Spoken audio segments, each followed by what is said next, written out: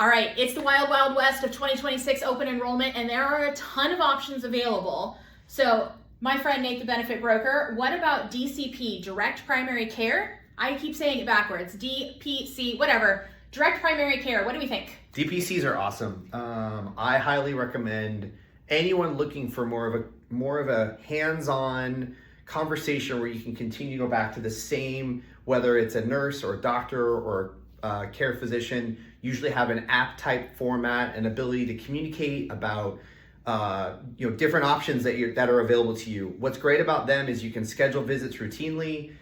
You can do annual physicals where you schedule those meetings, and you can communicate back and forth on results. If specific things need to be ordered or if referrals need to go out, it's all done through the app. There's many providers that are doing this today, and it is another level of care that provides more of that concierge or white glove approach to people that really want to take their care into another level. Awesome. But with all good things come a bad thing. So what's the downside to them?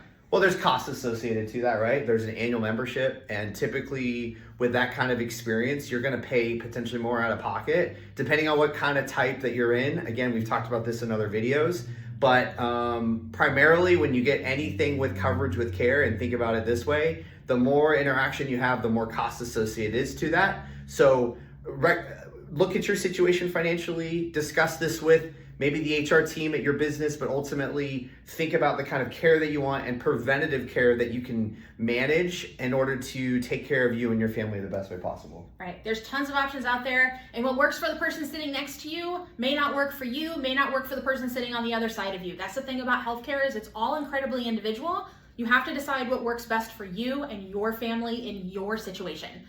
So if you have additional questions, we've got some longer form videos on YouTube under my YouTube channel, North Star HR, or you can always have a conversation with your HR department or with their benefits broker.